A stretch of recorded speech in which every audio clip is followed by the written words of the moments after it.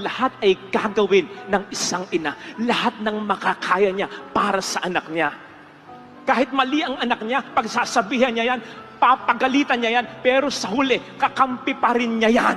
Kakampihan pa rin niya yan. At kahit nasa banig na ng karamdaman at wala nang magagawa para sa anak, sukat ibigay ang buhay, may magawa pa rin sa anak. Marahil ay sasabihin sa Diyos, Lord, kunin mo na ako.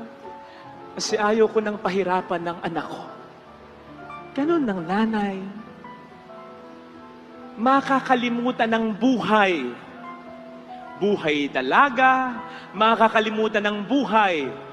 Buhay bilang lawyer, bilang engineer, bilang doktor, bilang nurse, bilang judge, bilang tindera. Makakalimutan niya ang lahat ng buhay. Pwede niyang kalimutan ang buhay niya bilang asawa. Kapag nilimot na siya o iniwan na siya, sumakabilang buhay man o sumakabilang bahay man ng kanyang asawa, kaya niyang iwanan ang buhay na yan.